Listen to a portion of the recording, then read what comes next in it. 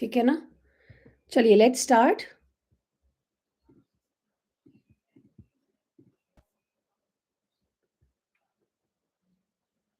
What all are we going to study in Marxism? Of course, Marx and Engels, Karl Marx and Frederick Engels. Marxism and culture, ideology and hegemony. So Marxism again is a very important, not just a literary theory, also a cultural theory. Okay, cultural studies में भी हम लोग मार्क्सिस्ट्स जो है उनको पढ़ते हैं, जैसे एल्थ्यूजर, वेरी इंपॉर्टेंट। फिर है base superstructure model, and then we have these Raymond Williams and his terms like cultural materialism, determinism, dominant, residual, emergent cultures. What is the cultural industry, where we look at Horkheimer, Theodore, then art, work, and production. Uske baad we have another name, Pierre Macrae. Then we have Pierre Bourdieu, Frederick Jameson, and postmodernism, postmodernity or Jameson. Jameson, another very important name. And we have Stuart Hall and the rise of cultural studies. Let us start. Writing in the 19th century, okay? 19th century में Karl Marx लिख रहे थे. You all have seen Karl Marx. Karl Baba. ये है Karl Baba. He was a German philosopher. Good morning, Satya. He was a German philosopher, born in 1818 and died in 1883. So, 19th century, he was working. He passed away at the age of 64.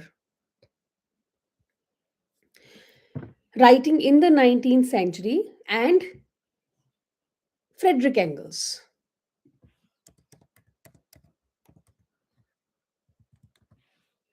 This is Frederick Engels, another Baba. The nice amount of beard.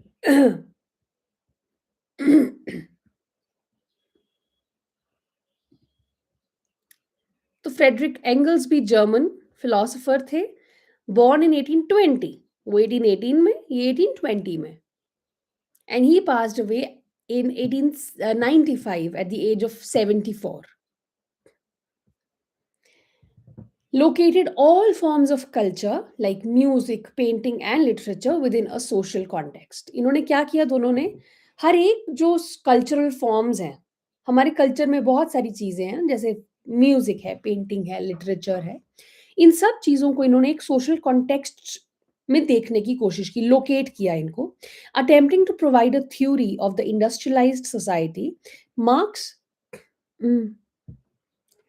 तब से लेके normally देखी the ones who suppress another, it happens like that, you know, once you read theory, especially feminism, Marxism, post colonialism, you are, then you're not a normal person. Then you can't see everything in normal terms, or you can't ignore things. You always have this problem, you know, ये ठीक नहीं है, ये ठीक नहीं है, ये ठीक नहीं है, and it constantly keeps bothering you. It's frustrating at times. So, attempting to provide a theory of the industrialized society, Marx and Engels also treated art as an important component of human life. However, their main contribution was to locate so called aesthetic realms such as art within the context of politics, economics, and history. The Marxist approach to questions of aesthetics often, always, therefore, links them with questions of class, economic conditions, and power. देखो ना, Marxism है तो हर चीज economics पे होएगी। अब लेकिन क्या चीज़ है, ये सारी जो कल्चर में चीज़ें होती हैं, म्यूज़िक से लेके, पेंटिंग से लेके लिटरेचर तक, तो हर चीज़ को इन्होंने एक सोशल कॉन्टेक्स्ट में रखा पहली बात। इन्होंने आर्ट को भी एक बहुत इम्पोर्टेंट कंपोनेंट की तरह ट्रीट किया है। Art is also an important component of human life. लेकिन जो इनका मेन कंट्रीब्यूशन था, वो था ये जो एस्थेटिक हम करते हैं, इसको, जैसे कि आर्ट्स है, एस्थेटिक रेल्म है जो, उनको इस पॉलिटिक्स, इकोनॉमिक्स और हिस्ट्री में लोकेट करना। तो क्या करते हैं ये लोग, लिंक करते हैं इनको क्वेश्चन ऑफ ना, जो भी आर्ट फॉर्म है इनको क्वेश्चन करेंगे ये लोग क्लास, इकोनॉमिक कंडीशंस पे बेस करके। ठीक है, तो मार्क्सिस्ट कल्चरल थ्योरी है ये एक्चुअली। मार्क्सिस्ट कल्चरल थ्योरी क्या करती है, it locates all forms of art with in existing social conditions of economics and politics, कि किस तरह का एक कंट्री है, जैसे इंडिया है, हमारी कंट्री में मूवीज कैसी प्रोड्यूस हो रही हैं, आर्ट कैसा है, उनको हम लोग लोकेट करेंगे कि इंडिया की इकोनॉमिक कंडीशंस कैसी हैं, पॉलिटिक्स कैसा है, even as it approaches the art object as an important element within social relations through which particular meanings are standardized and help up as good taste in order to marginalize and ignore other meanings. Marxism sees this battle over meaning as reflecting a battle between dominant and oppressed sections of society. तो वही बात आ गई फिर से, एक तरफ dominant, दूसरी तरफ ऑप्रेस्ड। जहां पे फेमिनिज्म में हम वुमेन और मेन की बात कर रहे थे, यहाँ पे हम हैव्स और हैव नॉट्स की बात करेंगे, कि हैव्स जिनके पास सब है, पैसा है, इकोनॉमिक कंडीशंस अच्छी हैं, हैव नॉट्स जो मार्जिनलाइज्ड है, लोअर सेक्शन ऑफ सोसाइटी है, लोअर क्लास है, all of these things. As a result, Marxist theory pays attention to the modes through which literature and art actively help maintain power relations at the cost of the weak. अब हम लोग sorry very conveniently ये कह सकते हैं कि जो हम लोग लिटरेचर पढ़ते हैं, या जो हम लोग मूवीज देखते हैं, या जो भी आर्ट फॉर्म्स हैं, वो लोग हेल्प करते हैं हैव्स को अपनी पावर मेंटेन करने के लिए। क्या कोई मुझे एग्जाम्पल दे सकता है? कोई भी? कोई आपने फ़िल्म देखी हो और फ़िल्म को देख के लगा हो कि, देख के नहीं लगा हो लेकिन अब लग रहा हो कि यार वो मैंने देखी थी, उसमें सही में ऐसा था, कि जिस तरह की आइडियोलॉजी वो फैलाने की कोशिश कर रहे थे, उससे ये साफ-साफ नज़र आता है कि they want to keep it like this, कि जो रिच हैं वो रिच ही रहें और जो गरीब हैं वो गरीब ही रहें, क्योंकि ये जो सेटअप है ये इनके लिए अच्छा है। बताओ, कोई भी मूवी किसी को याद हो?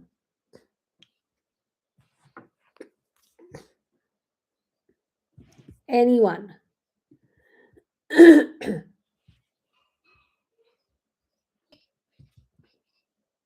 This time I'm waiting for an answer.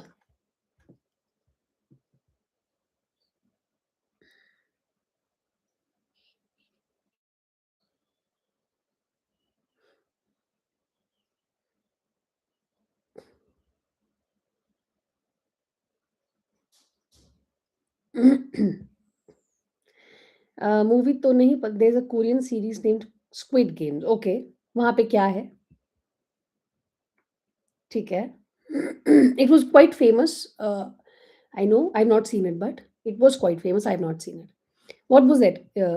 What was in it that made you feel that वहां पे पावर मेंटेन करने का एक सिलसिला चल रहा है?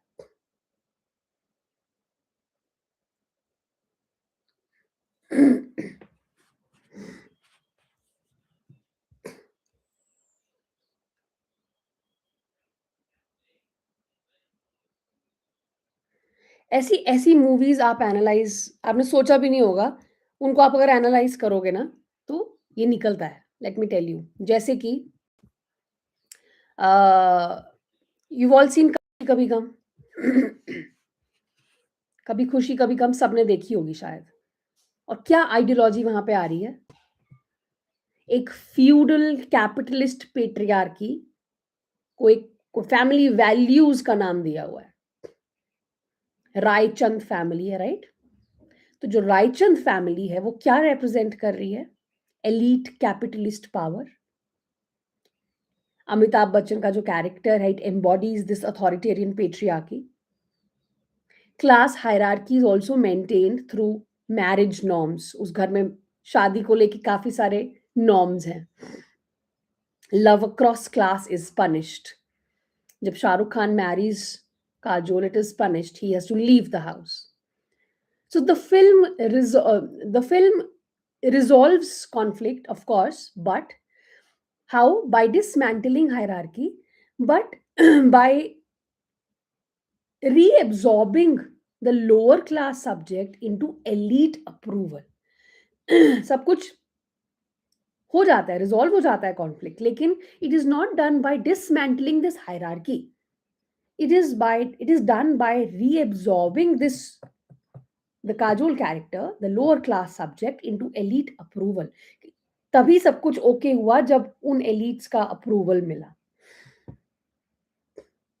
डीडीएलजे, डीडीएलजे में कौन सी आइडियोलॉजी है? Capitalist success plus cultural conservatism. Diaspora दिखाई, it was one of the first films, Indian films जो डायस्पोरा दिखा रहा था, है ना. डायस्पोरिक आइडेंटिटी है उसमें. Diasporic wealth is normalized as success. Shahrukh Khan का जो कैरेक्टर है, it wins not by rebellion but by earning patriarchal approval again. So reinforces that social mobility must still submit to traditional authority structures. बहुत, हर एक movie को अगर आप analyse करोगे आपको दिख जाएगा. Kabir Singh, elite masculinity and entitlement. एक privileged upper class male protagonist है. He is allowed transgressive behaviour without real systematic consequences. कोई कॉन्सिक्वेंस नहीं है उसके बिहेवियर के. तो ये जो फिल्म है ये नॉर्मलाइज कर रही है क्लास प्रिविलेज को प्लस जेंडर्ड पावर को ऑल्सो. इज अ मेल, अगर ऐसा ही कोई फीमेल होती तो उसको शायद नौकरी से निकाल देते. सजेस्टिंग दैट टैलेंट और स्टेटस जस्टिफाइज द एक्सेस. क्योंकि वो बहुत अच्छा डॉक्टर है, क्योंकि वो सब कुछ बहुत अच्छा करता है, तो उसका जो टैलेंट है, जो उसका स्टेटस है बीइंग अ डॉक्टर, वो जस्टिफाई कर रहा है उसके उस बिहेवियर को. So it reinforces hierarchy through individual exceptionalism, we can say. सबकी चाहिए थी मूवी, जिंदगी ना मिलेगी दोबारा.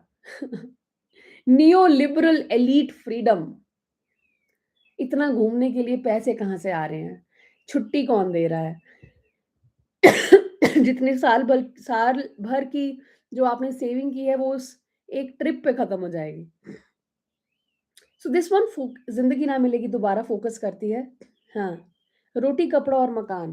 पुरानी सारी ही है, मैं नई, खैर कभी खुशी कभी गम इतनी पुरानी भी नहीं है, लेकिन फिर भी पुरानियों में सब में रामू काका है यार. रामू काका इज द बिगेस्ट एग्जाम्पल. मैंने दिया नहीं स्टार्टिंग में, मैं हर बार वही देती हूँ, क्योंकि रामू काका को हमेशा ही बहुत ऐसे माना जाता है, लॉयल वफादार हाउस हेल्प है वो. और रामू काका हमेशा ही ऐसे होते हैं जो बहुत सालों से उस एलीट फैमिली को सर्व कर रहे हैं. उन्होंने मार भी खाई होगी कभी, घर में कोई चोरी हो गई, घर में कुछ बवाल हो गया, शक किस पे जाता है? रामू काका पे, द रॉयल सर्वेंट. उस टाइम पे सर्वेंट ही कहते थे. तो उसको मार भी पड़ी है, लेकिन फिर कॉम्पनसेशन के तौर पे कुछ शायद एक्स्ट्रा पैसे दे दिए होंगे, सॉरी मांग लिया उन्होंने. तो रामू काका इज लाइक, अरे नहीं साहब, हम तो यहाँ पे हमेशा से हैं, आपके घर में हम ऐसा नहीं कर सकते, blah blah blah blah. Complete ideology how a house help should behave in a very loyal manner. और अगर ये रिच रिच नहीं रहेंगे तो वो जो इस क्लास के लोग हैं उनको पैसे कौन देगा? तो बहुत अच्छे से आइडियोलॉजी फैलाई जाती है. ठीक है, आई वाज टॉकिंग अबाउट जिंदगी ना मिलेगी दोबारा. तो it focuses on wealthy protagonists, right, who can find themselves through leisure. Spain चले जाते हैं ट्रिप पे. तो structural inequalities are invisible. Freedom is framed as a function of wealth. वो फ्रीडम है, पर it is actually a function of wealth. But it is presented as universally attainable. It promotes aspirational capitalism, है ना. To states भी आ सकती है. Example दोगे तो समझूंगे, ऐसे एकदम से याद नहीं आ रहा. ठीक है, चलो अब आगे पढ़ते हैं. बहुत सारे एग्जाम्पल्स देने हैं. मार्क्सिज्म पर एग्जाम्पल्स बहुत आते हैं. तो ये समझ में आ गया ना कि किस तरह से लिटरेचर, आर्ट एक्टिवली हेल्प करते हैं to maintain the power relations at the cost of the weak. ठीक है, in fact let me tell you, जो सबकी इतनी फेवरेट और बहुत अच्छी मूवी थ्री इडियट्स है, उसको भी हम ले सकते हैं एग्जाम्पल में, बाद में लूंगी. Marxist thinking has been influential in cultural theory, anthropology, history, and literary criticism. It is one of the most political forms of cultural theory. Why? सबसे political यही है. अगर cultural theories की बात करें तो सबसे political Marxist theory है, because it links art with actual conditions within a particular culture, and it sees forms of art not as some special realm but intimately linked to the existing power relations within a particular culture. एक तो वो art को link कर रहा है actual conditions क्या है culture में, एक एक किसी भी कल्चर में. And also it sees the form of art, कोई स्पेशल रैल्म नहीं है वो, but it is linked to the existing power. जो एग्जिस्टिंग पावर रिलेशंस होंगे एक कल्चर में, वही दर्शाता है, वही फिल्म आपको नजर आएगी. ठीक है. फॉर एग्जाम्पल, अभी अगर आप देखो आजकल, what kind of a world we are witnessing, an extremely changing world, right? AI ka influence. Abhi just in the morning before the class, I happened to open Instagram, and पहला ही एक मुझे कुछ photos नजर आई, जिसमें the photos were of Ranbir Kapoor and Alia Bhatt, and there was this third person in it, who apparently उसका वो caption लिखा था कि ये आई एम द ऑफिशियल कबाब में हड्डी ऑफ देम ऑलवेज देयर. तो आई लाइक वाह, अच्छा है. I happen to open the profile, and then I saw उसकी हर एक सेलिब्रिटी के साथ फोटो है. विराट कोहली अनुष्का के साथ. फिर थोड़ा नीचे गई तो कुछ कुछ एक पॉइंट पे कुछ गड़बड़ लगी, अदरवाइज आई बिलीव्ड इट. अभी भी I am in in a state of flux कि ये वो रियल था कि वो एआई था. It was so real, I can't tell you, it was so real. आप लोग खोल के देखना. Unseen friend, that was the name. And you just can't tell. तो इतना ज्यादा चेंजिंग वर्ल्ड है. ऑल्सो यू सी क्राइम्स बहुत ज्यादा बढ़ गए हैं, and that is what is reflected in the films that we see today. अगर हम ओटीटी पे फिल्म्स देखें, और तो हम देखते हैं कि ज्यादातर ये मिस्ट्री और थ्रिलर्स आजकल ज्यादा लोग देख रहे हैं. आर्ट फॉर्म्स, लिटरेचर जो है वो रिफ्लेक्ट करता है जो कल्चर में चल रहा होता है. Marxist criticism, Marxist criticism therefore explores power relations embedded and concealed in cultural texts. तो अब ये तो इंट्रोडक्शन हो गया. मार्क्स और एंगल्स का देखते हैं. By the 19th century, nations like England had become industrialized societies. 19th century में industrialization हो गया था. Marx or Engels undertook detailed study of condition of the culture, paying particular attention to questions of political power and economic conditions. अब जब आप समझ ही रहे हो ना, इंडस्ट्रियलाइजेशन हो गया था, तो वहां पे चाइल्ड लेबर भी था, है ना. Remember your 19th century literature. ठीक है, याद करो सारा विक्टोरियन एज में कैसी राइटिंग्स थी, चार्ल्स डिकेंस ने क्या लिखा है, या आपकी जॉर्ज एलियट ने क्या लिखा है, उसी टाइम पे थे ये भी. Noting that in industrialized societies, political power rested with individuals or groups of individuals who controlled the factory or the industry, Marx and Engels noted that class was the key element in such societies. जहाँ पे factory owners हैं, एक individual भी हो सकता है, या चार पांच लोग मिलके एक फैक्ट्री चला रहे हैं, वो लोग हैं जिनके हाथ में सब है, जिनके हाथ में सारी वेल्थ है. तो एक ऐसी सोसाइटी में क्लास बहुत बड़ा फैक्टर बन जाता है, क्योंकि ऑफ कोर्स उसके फैक्ट्री में काम करने वाले बहुत लोग हैं, चीप लेबर है. Marx and Engels noted that class, developing this theme, they argued that such societies exhibit a battle of the classes where the upper class, जिसको हम ये टर्म्स याद रखना, feudal landlords, upper class, feudal, factory owners, capitalists, कुछ भी बोलो, जो owners हैं, जो कैपिटल को ओन कर रहे हैं, कैपिटलिस्ट्स हैं, they sought to keep the working class. The working classes को हम serfs, factory workers, proletariat भी कहते हैं. They wanted to keep them under their control. तो ये जो प्रोसेस है डोमिनेशन का, या हेजेमनी भी कहते हैं इसको, within the society becomes the central feature of Marxist thought. किसी को ये करना आ गया, जिसको करना आ गया, हेजेमनी के थ्रू जाके आप रूल कर रहे हो, वो सक्सेसफुल बने actually. They have exploited people. They can be our leaders, है ना, हमारे जो पॉलिटिकल लीडर्स हैं, या फिर they can be bosses of the companies. बहुत मीठी बात करेंगे, लेकिन आपको उन्होंने पूरा ऐसे रखा है, पैसे नहीं बढ़ाएंगे. Class, in simple terms, refers to a division within a particular society. In Marxist thought, class refers to the economic groups within society. Everybody understands what is hegemony?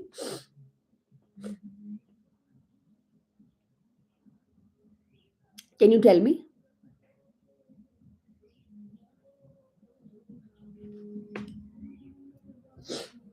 What is hegemony?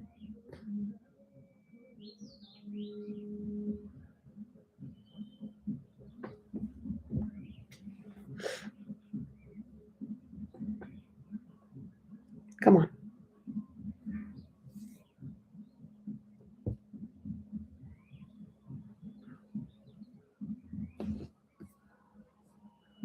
Anyone?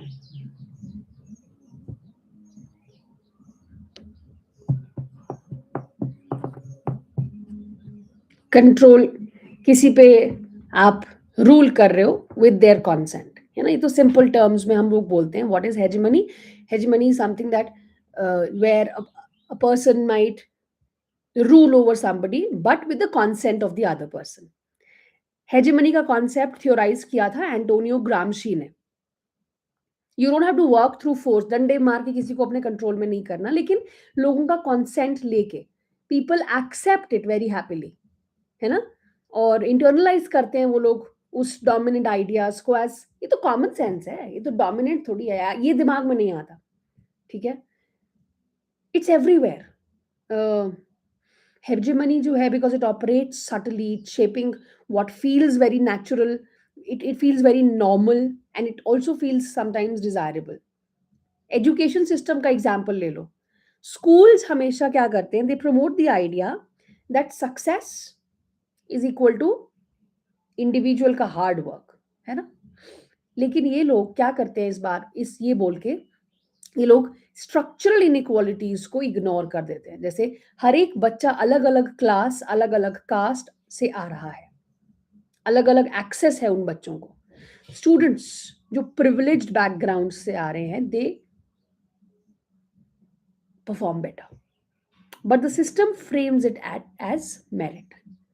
This reflects what Althusser calls ideological state apparatuses, जो आपने पढ़ा होगा. So it reproduces class hierarchy while appearing neutral है ये तो. Also competition होता है ना, नेशनल लेवल का कंपटीशन चल रहा है बच्चों का. आप ये नहीं देख रहे हो कि बच्चे जो हैं वो सेम नहीं पढ़ रहे हैं. A little boy, nursery KG की बात करते हैं, एक बच्चा है जो दिल्ली मुंबई के इंटरनेशनल स्कूल्स में पढ़ रहा है, और दूसरा बच्चा है जो गवर्नमेंट स्कूल्स में पढ़ रहा है. बिल्कुल अलग. गवर्नमेंट छोड़ दो, प्राइवेट नॉर्मल किसी छोटे टाउन में या किसी किसी विलेज में पढ़ रहा है. टीचर्स का रोल बहुत इंपॉर्टेंट है. If the teacher is, I don't know how to say this, but if she's not doing well with the students, वो गए, especially in the basic years. There is a difference. A class of people controls the factory and the industry, which is called the means of production. And a class of people works in the factory. So in the case of a feudal society, we have land owning classes and we have the peasants. Thus, we have two main classes here. We have the owner or the capitalist class, and we have the working or the labor class. दो classes हैं.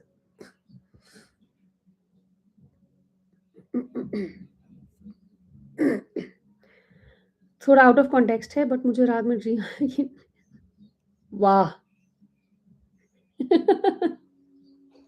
I wish ऐसा हो जाए. I hope your dream comes true. Drishti. So these two classes. अब अच्छा, इन्होंने दो classes define कर दिया. अब एक तरफ हैव्स है, जो ओनर या कैपिटलिस्ट क्लास है. दूसरी तरफ हैव नॉट्स है, जो वर्किंग क्लास है. अब इन दोनों क्लास, ये जो दो क्लासेस है ना, हमेशा ही भिड़ी रहती हैं आपस में. There is always a conflict, because जो अपर क्लास है, जिसको इन्होंने बूर्जुआ बुलाया, जो बूर्जुआ क्लास है, they owned the means of production. और जो वर्किंग क्लासेस हैं, they owned nothing except their labouring bodies. इनके पास सिर्फ अपनी बॉडी है देने के लिए, काम करने के लिए. So Marxist thought terms this conflictual relations between classes as a social relations of production. ये हमेशा ही कॉन्फ्लिक्ट में रहती है दोनों क्लासेस, लेकिन जो कॉन्फ्लिक्चुअल रिलेशन है इनका, सोशल रिलेशंस ऑफ प्रोडक्शन, यही है. ये जो सोशल रिलेशंस हैं, they are conflictual because they are exploitative. जो डोमिनेंट क्लास है वो हमेशा कंट्रोल कर रही है वर्किंग क्लास को, क्योंकि उनका प्रॉफिट भी उनके मैनेजमेंट पे वो करता है. अगर सारी की सारी लेबरिंग, जो लेबर है आपके फैक्ट्री की, वो छोड़ के चली जाए, तो आपका तो प्रॉफिट आपका भी गया. इसीलिए उनको संभाल के रखना पड़ता है उनको. तभी तो यूनियंस बने फिर बाद में, फिर यूनियन की स्ट्राइक होने लगी. Marxism argues that this relation between classes is the one that structures a society itself. What is clear is that for Marxism, the economic realm, जो means of production है, मतलब जो लोग own कर रहे हैं, जो classes हैं, ownership of the means of production is the most important realm in any society, because society का पैसा वहां से आ रहा है. And class is the basic unit of a society. Class was therefore a matter of hierarchy within a society, power and economic privilege. Being a member of the upper classes confers certain privileges upon a person. अगर आप भी upper class से belong करते हो, तो आपके पास certain privileges हैं, है ना? आपको जो चाहिए वो फटाफट मिल जाता है. आपको कोई टैलेंट है तो आपके पेरेंट्स आपको फटाफट उस क्लास में डाल देंगे. आप जाओगे, 10 जगह सीखोगे, आपके घर में बुक्स होंगी, बहुत सारे प्रिविलेजेस हैं. Every class develops particular forms of culture and forms of behaviour, what is often described as working class culture, या इसको हम मास कल्चर, प्लीज अब याद रखिएगा व्हाट इज मास कल्चर, ठीक है, या इसको हम मिडिल क्लास वैल्यूज भी कहते हैं. Notice that in each case, we are speaking of things that are not strictly about economic conditions. This is the radical contribution of Marxist thinking. It associated religious beliefs, arts forms, behavior, moral codes, and other such non economic or cultural aspects of life with an individual or group's class affiliation. तो काफी radical था ये जो thinking थी ना, Marxist thinking इसको हम बोलते हैं. इन्होंने हर चीज को, जिसका कोई लेना देना भी नहीं है इकोनॉमिक्स के साथ, उसको भी क्लास एफिलिएशन एक दिया. तो culture therefore is not about truth, beauty, taste, aesthetics. क्या है कल्चर? कल्चरल स्टडीज पढ़ते हुए पहला सवाल, क्या है कल्चर? आप कहोगे हमारा कल्चर है हम हमारे फेस्टिवल्स, या हमारा ड्रेसिंग, या हमारा बात करने का तरीका, या हमारा सेलिब्रेट करने का तरीका, ये सब हमारा कल्चर है. बट डू यू नो, जब रेमंड विलियम्स ने अपना बुक लिखा था कीवर्ड्स, कीवर्ड्स उनका बुक है, इसमें वर्ड्स, बहुत सारे की वर्ड्स उन्होंने दिए हैं कल्चर से. तो उन्होंने डिस्क्राइब किया है कुछ वर्ड्स को which are very difficult to define, और उसमें वर्ड कल्चर है. Culture is one of the most difficult of the words to define.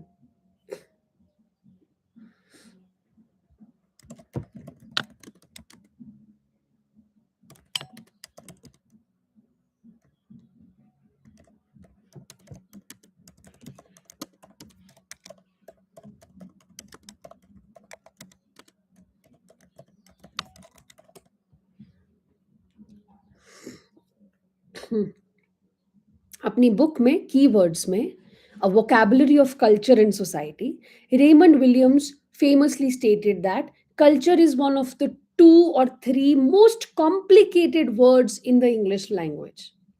And he argues that this difficulty stems from its intricate historical. कैसे define करोगे यार आप culture को? हमारे तो कल्चर इतना कॉन्स्टेंटली इवॉल्विंग कल्चर है। हमारे पेरेंट्स के टाइम पे अलग था, उनके पेरेंट्स के टाइम पे अलग था, हमारे आगे जनरेशन्स के टाइम पे कितना अलग है, आ रहा है। तो हमेशा it is going beyond it. और इन्होंने 3 ब्रॉड कैटेगरीज भी दी थी, आइडियल, डॉक्यूमेंट्री और social. A state or process of human perfection in terms of certain absolute or universal values. The body of intellectual and imaginative work, the recordings of human thought and experience. Or social, a description of particular way of life. इन्होंने कहा था ना, what is culture? It is a way of life, simply, which expresses certain meanings and values, not only in art and learning, but also in institutions and ordinary behavior. Culture is ordinary, कहा था इन्होंने. And we'll read. I mean, I have already, I think you must have read this. Uh, so, culture is not about truth, beauty, taste, or aesthetics. Rather, culture is a system जहाँ पे particular ideas about truth, beauty, and aesthetics are developed in relation to particular classes. अब अगर आप कहो कि पहनावा हमारा culture है, बोली हमारी कल्चर है, या फिर और क्या कहा था मैंने, जो भी कहा था वो सब अगर हमारा कल्चर है, तो अब ये सोचो कि अगर हम एक अपना सिर्फ टाउन या अपनी सिटी के बारे में सोचो, अपनी कम्युनिटी के बारे में सोचो, आपकी ही छोटी कम्युनिटी के अंदर भी क्लास डिवीजन होगा। कुछ हाई क्लासेस होंगे, कुछ लो क्लासेस होंगे। जो भी आप डिफाइन करते हो, ऑफ यू से this is the culture, beauty, taste, aesthetics, तो क्या आपको लगता है कि ये सब आप उस एलीट जो सेक्शन है सोसाइटी का, उनका, सिर्फ उनका जो कल्चर है उसको डिफाइन कर रहे हो? उन जिस तरह से वो सेलिब्रेट करते हैं, जिस तरह का ब्यूटी का स्टैंडर्ड उनका है या एस्थेटिक्स का स्टैंडर्ड उनका है, isn't it all about the elites? Did you ever think about the working class culture? उनके घर कैसे हैं, उनकी बोली कैसी है, उनके उनका टेस्ट क्या है, उनके लिए एस्थेटिक्स का क्या मतलब है? नेवर। इसीलिए तो एक सेपरेट डिपार्टमेंट शुरू हुआ कल्चरल स्टडीज का, to talk about the culture of the working class people. ठीक है? Hoggart and Williams both came from a middle class background. Hoggart ने तो पढ़ाया भी एक सेपरेट क्लास को, क्लास मतलब लिटरली टीचिंग क्लास, जिसमें उन्होंने सिर्फ वर्किंग क्लास के बच्चों को पढ़ाया। Take us, let us take an example. Taste becomes a marker of upper class identity. In the 19th century, when aspects of the working class culture, the street play, football match, comedy, boots and dirt, become classified as filthy, crass, crude, tasteless, and ugly. हमारे दिमाग में इतना ज़्यादा भरा हुआ है ये सब चीज़ कि हम लोग अपने से नीचे किसी को देख भी लें तो आप टच भी नहीं करना पसंद करोगे।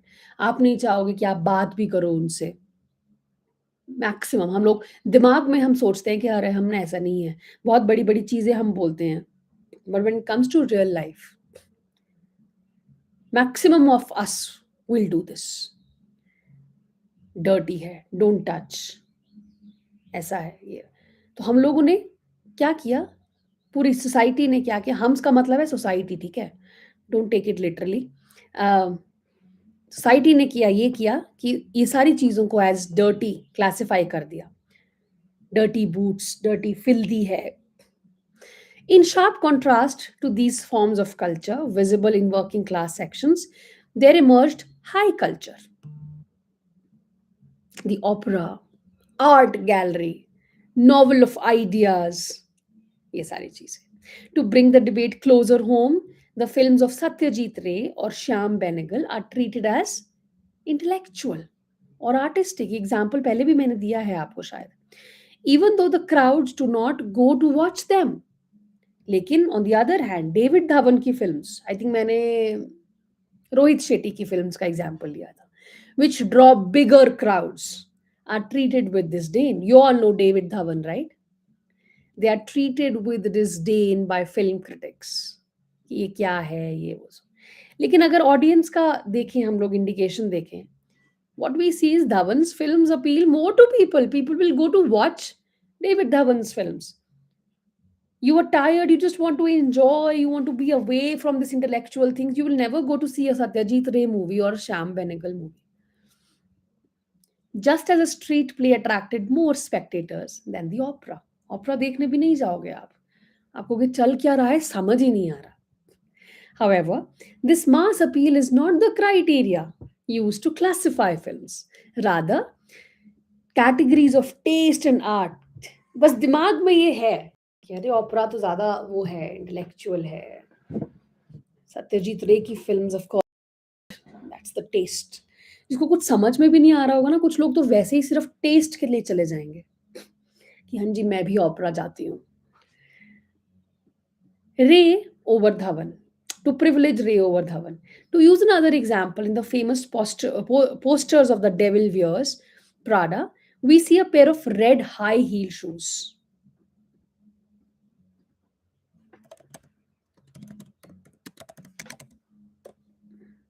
ये है द डेविल वियर्स प्राडा, जिसमें आपको बड़ी बड़ी हाई हील्स नजर आती हैं.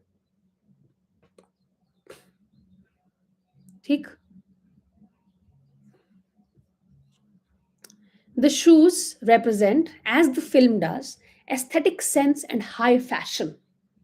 Why isn't a pair of working boots used? कभी देखा आपने गम बूट्स? जैसे यहाँ पे जहाँ मैं रहती हूँ वहाँ पे एप्पल ऑर्चर्ड्स हैं, तो यहाँ पे जितनी भी शॉप्स हैं जो मतलब शूज की शॉप्स हैं, वहाँ पे सबसे बाहर जो डिस्प्ले में होते हैं वो होते हैं गम बूट्स.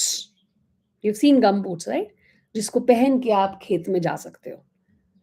तो why isn't a pair of working boots used? यहाँ पे मैंने आज तक किसी को भी हील्स पहनते देखा ही नहीं है जहाँ पे मैं रह रही हूँ आजकल. नेवर. सो ऑनेस्टली स्पीकिंग, आपके ना दिल पे वो एक एक बोझ नहीं होता कि मुझे ऐसे ड्रेसअप होके बाहर निकलना है, क्योंकि सब बहुत नॉर्मली ड्रेसअप होके बाहर निकलते हैं.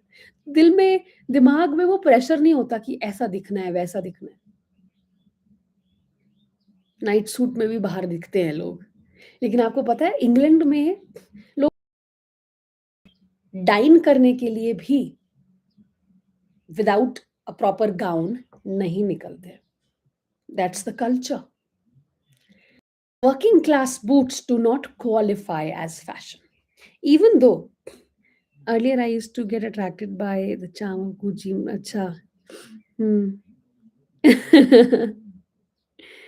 एक इंसिडेंट पढ़ा था कि ट्राइबल लोगों को वो रिमूव कर रहे हैं उनके प्लेसेस से because cotton production. Yes, that's everywhere ना, हर जगह है.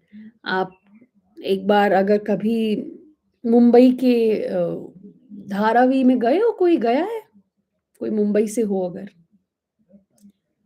तो एक बार जी मैं चली गई वहां पे just to see. And I heard that they have the biggest leather market. Do you no?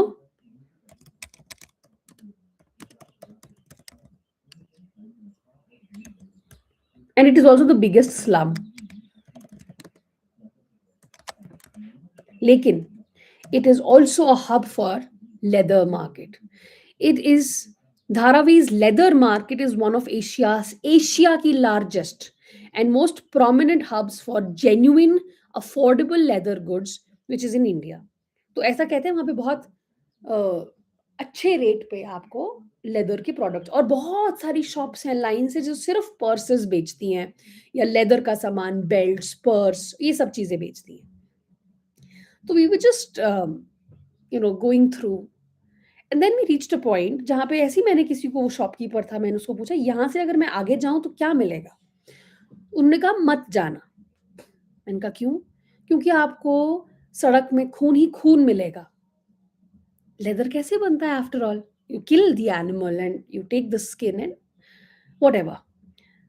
So he asked me not to go there. He said, don't go there. You will not feel good if you go there. And there are many, You can watch on YouTube, you will find that how it is done. And they live there in between all of that. ठीक है. So it's बाहर से क्या दिख रहा है आप उस जगह से जो बड़े बड़े बैग्स हैं जो विच कॉस्ट यू फॉर्च्यून वहां से निकल के आ रहे हैं एक्चुअली. एंड ऑफ कोर्स कितने सारे मूवमेंट्स रहे हैं जहां पे ट्राइबल लोगों को रिलोकेट करने को कहा because they wanted to do farming there, they have to open what not factories there, etcetera etcetera.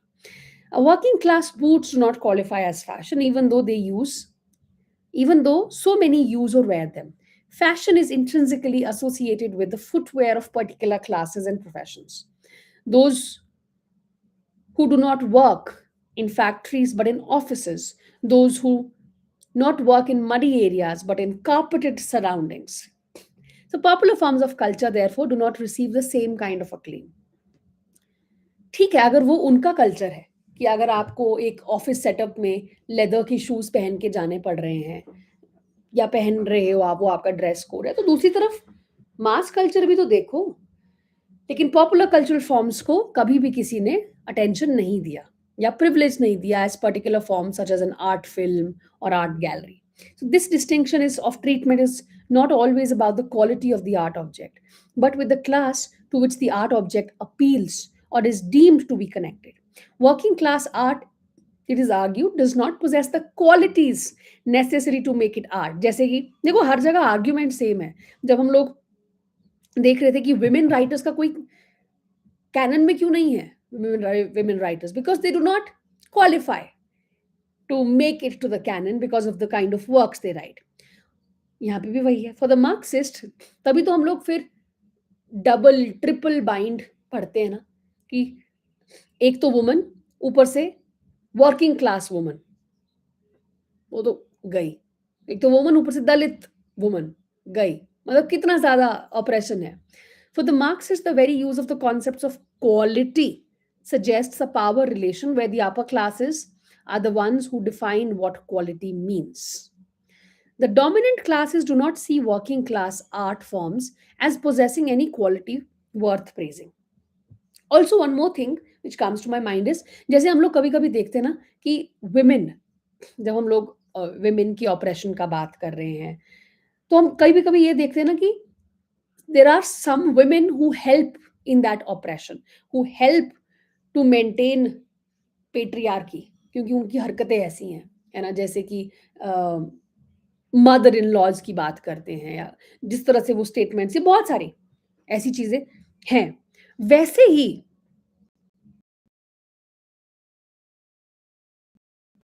Y, जैसे कि हम आगे चल के ट्रांसजेंडर्स की अगर हम बात करेंगे, there are so many transgender people who are trying to uplift their community, कितना कुछ कर रहे हैं. But then again, there are others who are still out there. मैं तुम्हें क्या दुआ दूंगी या बद दुआ बोलते हैं ना ट्रांसजेंडर, जैसे आपने देखा होगा कि बद दुआ नहीं लेनी उनकी, ऐसा वैसा. They are just demeaning the works that other transgender people are doing for them. Similarly, certain, let's say, working class people, all people, not women, people. अगर एक आइडियोलॉजी फैलाई जा रही है कि ऐसा है, डर्टी है, फिल्दी है, ये sometimes they are actually doing it. They are living like that without any. आप ठीक है, कोई पैसे नहीं है, कुछ नहीं है, बट आप प्रॉपर एक जहां रह रहे हो वहां पे हाइजीन एक मेंटेन कर सकते हैं, कोई भी कर सकता है ना. But the people who are not doing it, they are again means जहां से इस तरह की आइडियोलॉजीज बाहर निकल रही है. सो व्हाट वी कैन, और ये मुझे कहाँ से दिमाग में आया, बिकॉज एक बार मैं कहीं आर्ग्यूमेंट नहीं, एक डिस्कशन हम लोग कर रहे थे ऐसी ही कोई, और उन्होंने मुझे कहा, जो मेरे साथ थी, क्वाइट ओल्ड एक्चुअली, उन्होंने कहा कि ठीक है, whatever you are saying is fine, but now come with me, I will take you, जो भी वहाँ जिस टाउन में हम थे, वहाँ के एक एरिया है। I'll take you there and I want you to go inside and be there in a house of any person there, and then you will not be able to stay there, she said. I couldn't argue honestly, because आप कब तक argument present करोगे if you see that maybe she is talking in the real terms and I am talking in the philosophical terms. Social aspects are intimately connected to economic ones. Class is more than an economic category. It refers to matters of evaluation, ideas about taste and social power. ठीक है, तो ये हम conclude कर सकते हैं Marxist argument से। क्या लिखा है? 12th फेल है। उसमें ये बहुत अच्छे से दिखाया है। 12th, हाँ, yes yes, and there was another movie also, ऐसी ही कुछ 12th फेल टाइप ही मूवी थी। I can't remember the name. Now, to build on this sense of class as a social group or feature, focus slightly. Class, हमने देख लिया, is related to matters of taste, manners. It is about the status and power. The power that proceeds from being a member of the upper class does mean simply economic power. क्या पढ़ दिया मैंने? The power that proceeds from being a member of the upper class does mean simply economic power. ठीक है? The upper classes क्या करती हैं? ये marginalize करती हैं experiences को, aesthetics को of the working classes, because it is the upper class that does the classifying. कर कौन रहा है ये classify कि कौन high class है, कौन सॉरी क्लास नहीं, क्या हाई कल्चर है, कल्चर के फॉर्म्स क्या होने चाहिए, टेस्ट अच्छा क्या होता है, ये सब गुड क्या है, बैड क्या है, जो क्रिटिक्स हैं वो कौन सी क्लास से बिलोंग करते हैं, ये सारी चीजें भी तो देखनी पड़ेंगी ना। कि जहां से हम ये रेटिंग्स देखते हैं, आईएमडीबी रेटिंग्स, रॉटन टोमेटो की रेटिंग्स, ये रेटिंग करने वाले कौन है critics, who are they, which class do they belong to, what is their identity, are they men और आर दे वुमेन, ये सारी चीजें हम लोग कल्चरल स्टडीज में पढ़ते हैं, और इसमें भी who are the people who are classifying the art as good or bad. In other words, the dominant classes also possess consolidable social and cultural power. The social here is dependent upon the economic.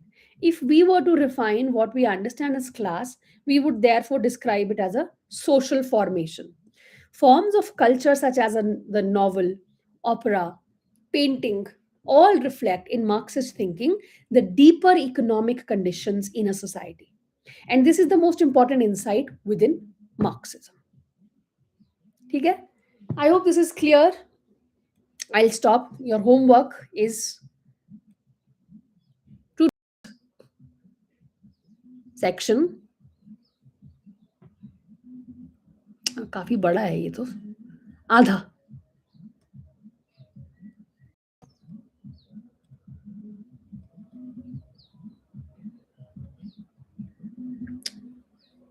Read this page and read this page. यहां तक, ठीक है? यहां तक आप पढ़ेंगे, 2.5 pages. Please develop a habit of reading. It is extremely important. जब आपने पेपर करना है, पेपर अटेम्प्ट करना है, वहां पे भी रीडिंग की बहुत जरूरत है। एंड अगर आपकी रीडिंग स्पीड अच्छी नहीं है, अगर आप रीड करके कॉम्प्रिहेंड नहीं कर पा रहे हो चीजों को कि क्या लिखा है, तो एग्जाम में वो टाइम मैनेजमेंट में बहुत प्रॉब्लम आती है कि एक बार या 2 बार पढ़ के आपको समझ में ही नहीं आएगा कि लिखा क्या है। जब बड़ी-बड़ी स्टेटमेंट्स क्वेश्चंस में आती हैं, आप डर जाते हो क्योंकि आपको रीडिंग की हैबिट नहीं है। तो please read, it is extremely important. ठीक है? Thank you, see you.